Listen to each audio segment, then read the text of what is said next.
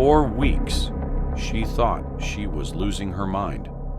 Lights turning on by themselves, her diary, pages torn out, and the feeling that she was being watched. But it wasn't paranormal. It was something far worse. What police found hidden in the walls shook the entire town. Breakups are tough, even when you know they're for the best.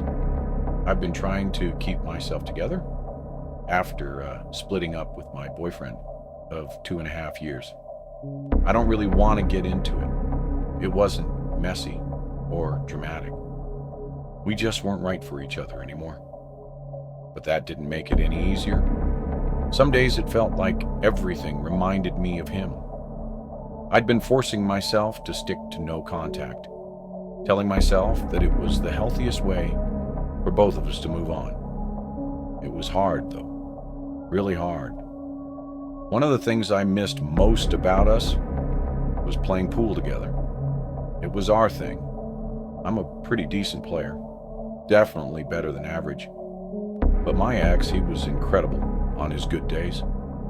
He could pull off trick shots like it was nothing. 1 rail, 2 rail banks, kicks, combinations.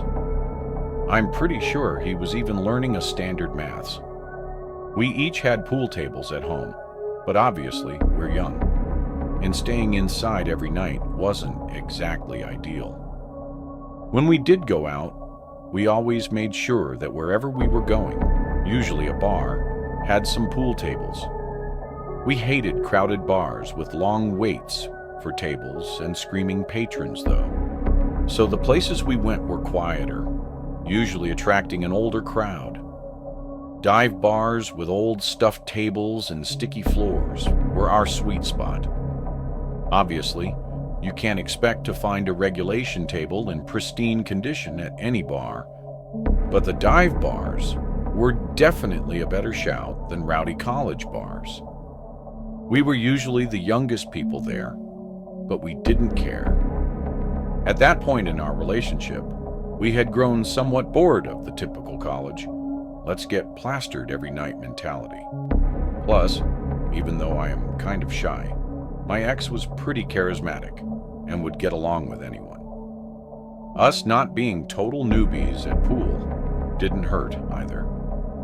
A few weeks ago, I found myself missing that part of my life more than usual. It was a random Wednesday, though, so none of my friends were free.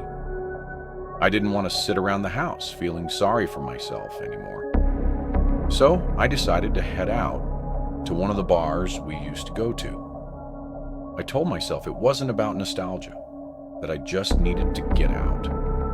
Believe me, I'm not the type of person, nor do I usually have the confidence to go out myself. But I was feeling some type of way that night. The bar was exactly the same as I remembered. Dim lighting, worn-out stools, a jukebox in the corner. The familiarity was comforting, but it also stung. The memories came flooding back, and I almost turned around and left right then, but I forced myself to stay. After grabbing a few drinks, I wandered over to one of the pool tables and started idly chalking a cue. I'm not really sure what I was planning on doing there. Playing alone would have been a little odd. Luckily, my question was answered because a guy walked over. He was maybe in his mid-20s, the only person in the room even close to my age. He leaned against the table and asked if I was up for a game. I nodded and told him to rack him up. He put some money in the slot and started racking the balls. I laughed to myself as he racked them wrong, but I didn't say anything. We played a few rounds, and I started to relax. He wasn't bad. Not as good as my ex, but not terrible. I wasn't going easy on him, though. I won every rack we played. We chatted as we played, and he even bought me a couple of drinks. He was friendly enough, but it quickly became clear he wasn't the brightest guy in the world. I like sharp and quick-witted guys, who can hold their own in a conversation. This guy, not so much. Still, I didn't mind. It felt good to just play and talk and not overthink things for once. I was having a good time. After the fourth game, he popped the question, asking if I wanted to go back to his place. The question caught me off guard, but I guess I couldn't have been too shocked. I froze for a second before shaking my head. I tried to make it playful, saying he'd need a second date for that. In all honesty, I just didn't want to move so quickly. I guess I wouldn't have been totally opposed to taking things further with him. But a random Wednesday night wasn't the time for that. I guess I didn't do a good job turning him down, though, because his entire demeanor changed. His smile dropped, and he literally started scowling at me. I was not prepared for what happened next, he said. Are you serious? I grabbed my wrist, saying something about spending all that money on those drinks. Before I could respond, he snatched my purse too. I had never been in a situation like that, so instead of screaming or fighting, I just kind of froze up. Even though we were in a public place, I was still terrified. Luckily, a couple of older guys at the bar noticed what was happening and stepped in. I'm honestly not sure what I would have done had they not. One of them told the guy to let me go. The guy glared at me, muttered something under his breath, and threw my purse back onto the table before storming right out of the bar. My heart was still racing, and I thanked those guys profusely for helping me out. That was it for me, though. I called an Uber and left the bar, still kind of shocked and trying to process what had just happened. I decided to close my eyes in the Uber. I must have fallen asleep because the next thing I remember is the Uber driver gently waking me up.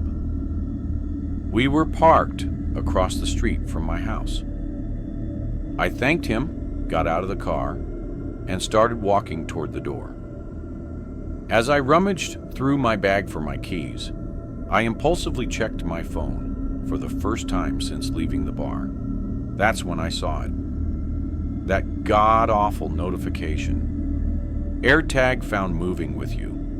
I nearly dropped my phone. My hands started to shake as I rummaged through my purse, tossing aside my wallet and makeup until my fingers brushed against something unfamiliar.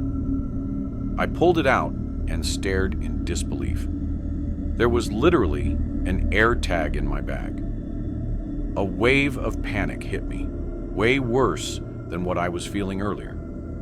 I was still standing in the middle of the street, so I threw it on the ground and stomped on it a bunch of times until I was sure it was broken. I fought back a scream and started breathing heavily.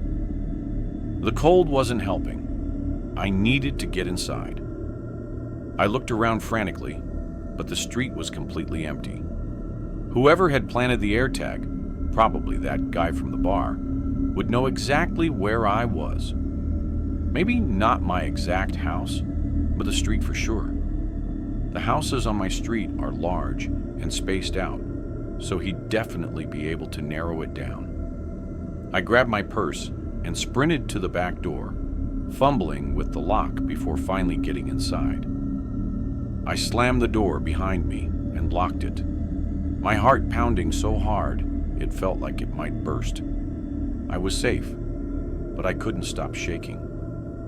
I walked up to my room, wondering how I had gotten myself into this mess. Normally, I'm asleep by 10 and out cold for 9 or 10 hours, but there was no way I was going to sleep that night.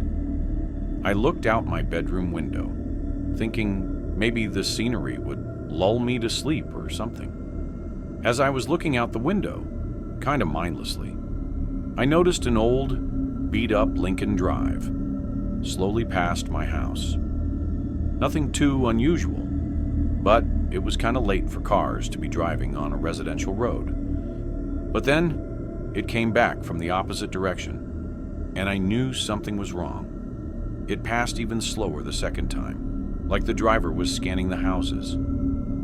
I didn't want to face the reality of the situation, but when it passed a third time, I had no choice. It was the guy. It had to be. He was trying to find my house. I wanted to scream again. The next time the car passed, the driver's side window was rolled halfway down. I wanted to call the police, but I didn't want that guy to know he was in the right area. I know that doesn't make any sense, but I was so scared and couldn't think straight. The next time the car passed, the driver's hand was hanging out of the window, holding something. It looked like a knife. And then, instead of driving past, the car stopped in the middle of the road, right across from my house.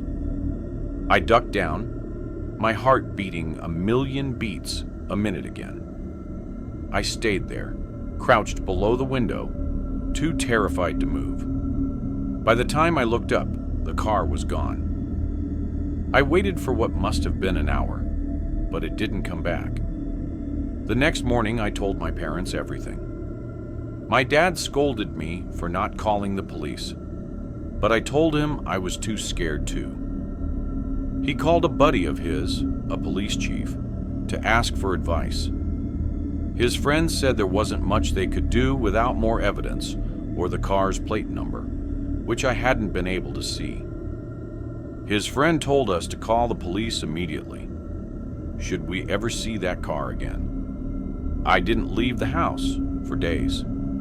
Even now, I'm really scared that he's waiting somewhere, and he's going to see me enter or exit my house again. I haven't seen the car since, though, so maybe the nightmare is over.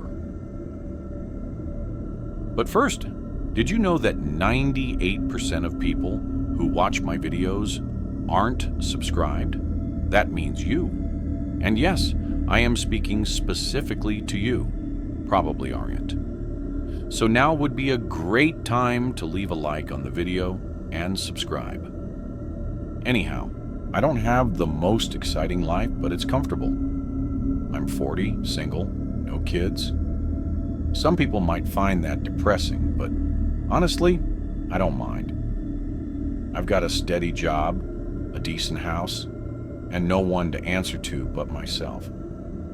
I work as a bartender at a high-end luxury rooftop in a neighboring town, catering to the kind of clientele who think regular bars are beneath them. I don't live anywhere near that level of luxury myself. My place is in a pretty middle-of-the-pack neighborhood, about 20 minutes away, but working there has its perks. The tips are amazing. People in that area aren't shy about throwing money around, and the rotating crowd keeps things interesting. Since the bar is upscale, we don't have the typical regulars you find in a dive. I like that. I never quite liked how close some customers would get with me, or any other bartender for that matter. Maybe that's just me, though. I like to keep to myself. I should probably mention that my name's Kevin. That'll be important later. It was a Friday night, our busiest night.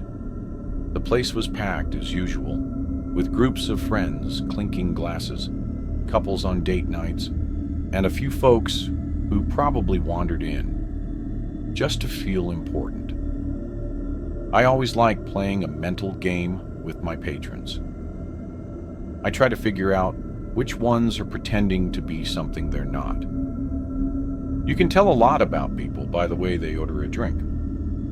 The ones who ask for complicated cocktails are usually trying to impress someone. The ones who order a whiskey neat, they've had a day.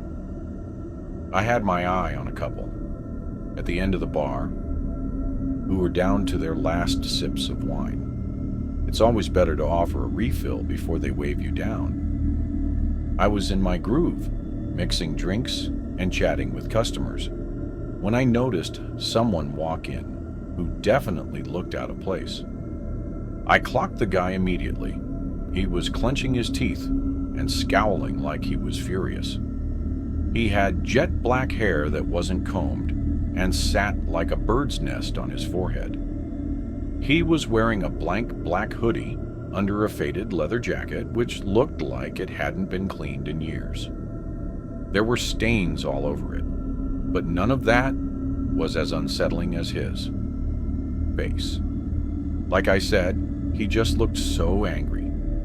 He made a beeline for the bar, but he didn't sit down. He just stood there, staring at me. I wondered to myself how he had gotten past the doorman in the lobby. I cleared my throat and asked if I could get him something to drink, trying to keep my tone neutral, despite the weird vibe he was giving off. He didn't answer right away, which was strange. He just kept glaring at me like he was getting ready to swing. Finally, he muttered that he wanted a double shot of Jaeger. I nodded, grabbed a glass, and poured the shot. Jaeger isn't a drink we pour often here. Most of our patrons are likely to ask for something a little higher quality. But hey, if someone wants Jaeger, I'm not about to question their taste. I set the glass in front of him and moved on to serve a few other patrons. When I came back to charge him, he tossed crumpled cash onto the counter. That also threw me off. Hardly anyone pays in cash at this place. Again, though, it wasn't my place to judge. The guy didn't say anything as I rang him up, and I was ready to move on when he spoke again. I still remember his exact words. "I knew I'd find you here, Kevin." I froze. My eyes snapped to his as I scrambled to process what he just said. I put the glass in my hand down and demanded to know how he knew my name. I didn't want to make a scene, so I kept my voice low, but I hoped he got the gist of how serious I was. He didn't answer my question, just stared at me with the same angry intensity. Finally, he said, "I know what you did." Before I could ask him what he meant, he turned and walked towards the elevators. I wanted to yell something or chase after him, but I decided against it. I was on the clock. I couldn't just neglect my job. Instead, I just stood there for a moment, completely thrown off. I was honest to God, confused out of my mind. I didn't recognize him in the slightest. I couldn't think of anything I had done that would warrant such a cryptic statement. I'm no saint, but I don't go around making enemies. It put me in a sour mood for the rest of the night. When my shift finally ended, I drove home, but I couldn't stop thinking about what had happened earlier. I racked my brain for literally any explanation that made sense, but couldn't think of any. By the time I ended up going to bed, I was still relatively unsettled by the whole thing. Sometime in the middle of the night, I woke up randomly. I wasn't really sure what woke me up, as I didn't have to go to the bathroom, and I'm usually the type of person to sleep through the night. I didn't hear or see anything, but something felt off. Without moving, I kept my eyes open, waiting for them to adjust to the darkness. After about a minute, I saw something that gave me an adrenaline rush of fear. There was a dark mass in the corner of my room, next to the door. It was just standing there, but I was 100% sure it was something that didn't belong in my room. I felt my heart start to race, but I forced myself to stay still, pretending to still be asleep. Someone was in my room. I repeated that thought to myself like 6 times before truly processing it. I knew I had to do something. I counted silently to 3, and in one quick motion, I sprung out of bed, screaming like a crazy person. I was prepared for a fight, but the figure didn't come toward me. Instead, he bolted for the door. As he moved, I heard something clatter to the floor. I chased after him through my house, But by the time I reached the front door, it was wide open, and whoever had been in my room was gone. I wanted to run out into the yard to look for him, but I was worried that I'd be walking directly into a trap. Instead, I made what I still think is the smart decision and slammed the door shut and locked it. I thought back to the clatter I had heard earlier in my room. I walked back to my bedroom, turned on the light, and froze. In the corner of the room, there was a knife just laying there on the floor. It was one of mine, taken from the kitchen. I felt sick. Whoever I had just chased was planning to hurt me, possibly kill me. I called the police right after that, and they quickly arrived and searched both my house and my yard, but found nothing. I gave a description of the man from the bar, and the police got the video footage from my bar. But they haven't been able to find him yet, because I haven't heard anything. The thing that freaks me out the most is that I know for a fact I had locked all my doors that night. I locked them every night. During their search, though, the police were never able to figure out how that man entered my house. None of the windows were broken or unlocked, and there was no sign of forced entry. To this day, I still have no idea how he got inside. I haven't seen him since, but I would be lying if I said I don't think about this encounter often. I work as a bartender at a bar and restaurant in a suburb just outside Baltimore. I'll do my best to explain the layout so the story makes sense. It's a busy place with a unique setup. There are no waiters, just bartenders like me and the cooks in the back. If you want to find food or non-alcoholic drinks, you have to order them at the bar. And when everything's ready, you grab it from the counter. I'm not sure why things are done that way, but I guess it had something to do with management being cheap and trying to avoid hiring waiters. Either way, it keeps things fast-paced, which I actually like. For whatever reason, the place is really popular, even though I personally don't think it's anything super special. The atmosphere is lively most nights, with great music, a buzzing crowd, and a standing area near the DJ booth where people gather to dance and chat. The constant flow of customers and the high-energy vibe make the job fly by. I love meeting and talking to new people, so the gig is perfect for me. I would probably lose my mind if I had to wait long periods of time between serving guests, but that's just me. I bet some people are the opposite. That particular night started off like any other. It was a weekend, so things were going to be super busy. I was ready. After a certain time, the bar started filling up with people. It looked like more of a younger college crowd that night, which meant more dancing, more spilling, and a rowdier environment in general. Oh yeah, and worse tips, which kind of sucked for me. This one group of kids just kept on ordering round after round of tequila shots faster than I could line up the salt and limes. It's always chaos when they take over the bar. One of them was so plastered, he used the same pickup line on me like 3 times. I was running around doing my thing when I noticed an elderly couple walk in and sit down at the booth in the corner of the restaurant. At first glance, there was nothing strange about them. I just thought it was interesting that 2 people that age would want to come into a rowdy place like this. I didn't have too much time to think about it, though, so I went back to work. Fast forward maybe 30 minutes to an hour.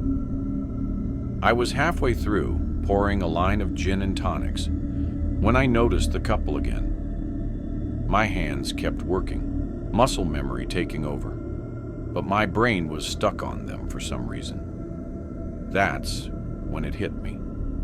They were just sitting there, motionlessly. They hadn't ordered anything either. No food, and definitely not any drinks I would have remembered. I looked a little closer and realized that they weren't even looking at each other.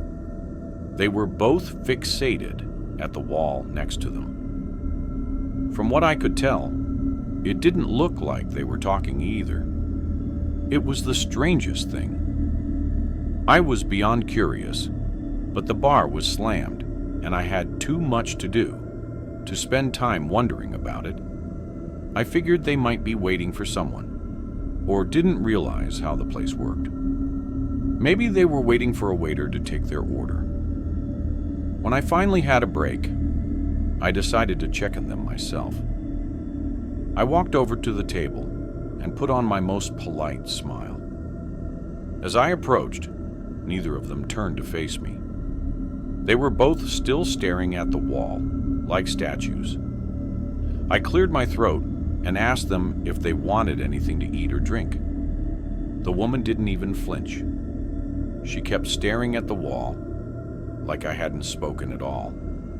The man turned his head slowly, like he was moving in slow motion. When his face came into view, I felt a chill run through me. His skin was pale and wrinkled, and his eyes were almost sunken into his face completely. He didn't speak, just stared at me and shook his head once, firmly but silently. Something about the way he looked at me made my stomach twist. I muttered something in response and quickly returned to the bar. I had the weirdest feeling in my gut after that. Those people looked like they didn't even belong in this century, let alone this bar. I didn't look over at that booth for a long time. Eventually, things started to die down a little, and I remembered the couple. I glanced over impulsively, and I nearly dropped the glass I was holding. Both of them were staring directly at me now.